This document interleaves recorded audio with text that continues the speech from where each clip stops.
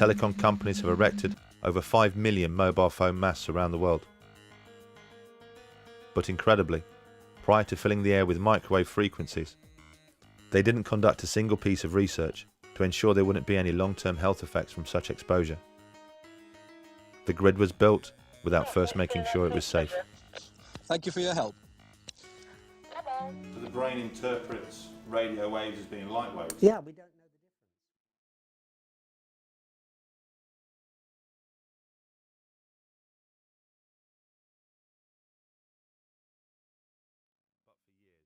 The telecoms industry have defended their actions by asking the same question. As it turns out, they've been asking the wrong question. The answer is melatonin.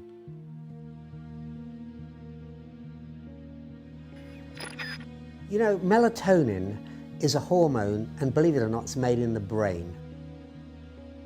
It's made in the pineal gland of the brain, and it's got a very powerful antioxidant status compared with vitamins. For example, melatonin is 5 times as powerful as vitamin C and twice as powerful as vitamin E. And it secretes only at night, and it's at night that we need it because that's when we go to sleep and when our brain repairs the cells of our body.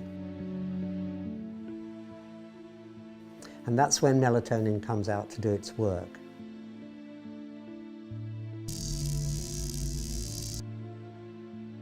Each day, our body loses about 500 million cells. And at night, that's when our body replaces those cells. Through a process called cell mitosis, the dividing of cells. And what it's doing is it's mopping up what are called free radicals.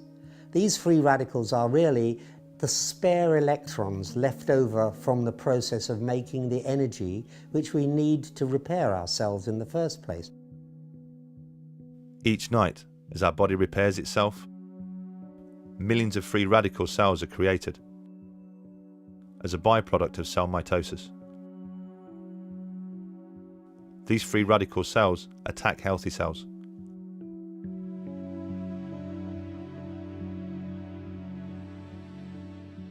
It is universally agreed that the free radical cell is the main causal factor in most cancer. Our body's main defense against these free radicals is its most powerful antioxidant, melatonin. It passes into the bloodstream, and its job is to act as a natural antioxidant, a natural anti-cancer agent. Melatonin is a very, very powerful anti-cancer agent. What it does is it acts as what's called an oncostatic agent, that is, it protects you against cancer.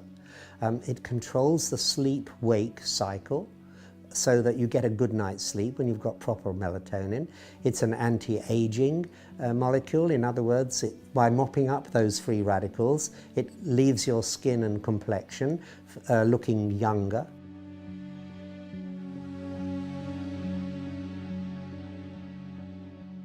We have in our lab 12,000 studies, which we've collected over the years. And that is more studies than have ever been published on paracetamol, which is the most common headache reliever. There's more scientific interest in melatonin than there is in paracetamol. What are the consequences of having a reduced amount of melatonin? Yeah. Well, you have a reduced amount of melatonin, and what happens then is that your immune system starts to be less competent for a start. You tend to get sleep disturbance, you can't get off to sleep, or if you do, you wake up and can't get back to sleep. You can have heart complications because melatonin protects your heart as well.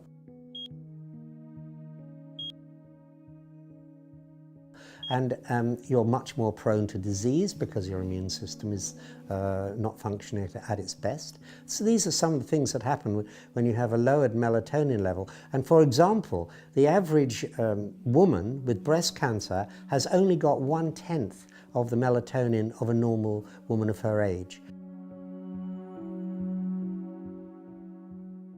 And for people with prostate cancer, they've got less than half the melatonin that they should have. Autistic children have less than half the melatonin levels that they should enjoy. Reduced melatonin in night shift workers, because they're working at night and exposed to light, they don't produce nocturnal melatonin, is known to produce a 50% increase in breast cancer risk. And the International Agency for Research on Cancer, IARC, has actually classed night shift work as a Class 2A probable carcinogen because of this melatonin reduction. There are lots of studies now showing that people on night shifts or people who are blind have different cancer rates than the average population. And most of those studies support the view that the absence or the lowered melatonin has an adverse effect on health. Because the body only repairs itself at night, melatonin is only produced when the pineal gland senses that no light is present. What happens is that the pineal gland is light sensitive. It's sitting right where your brain receives signals from your eyes at crossover point in the middle. It's called the suprachiasmatic nuclei, and the connections from there goes directly to the pineal gland to tell it whether there's any light around or not. If there's light around, then there's also interference with the signals the brain wants to send to our cells in order to repair them. So it says there's no point in the brain sending these signals out to our cells to tell them to repair, because there's so much interference that they won't hear it. So it waits, the brain waits until it's dark.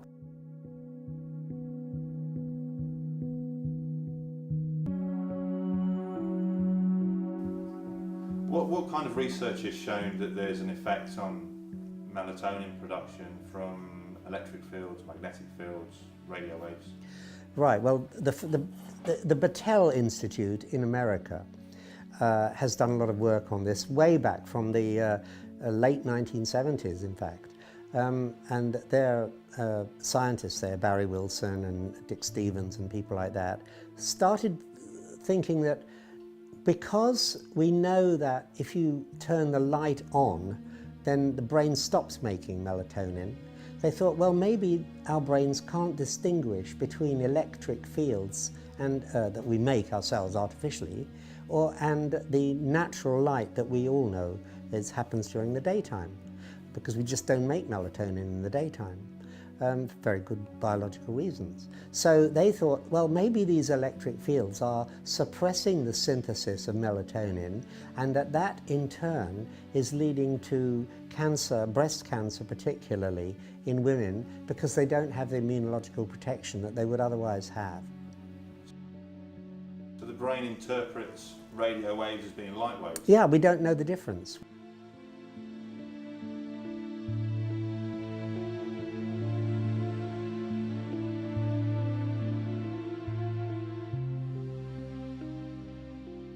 The hypothesis that the pineal gland cannot distinguish between light frequencies and man-made frequencies is certainly backed up by a wealth of research.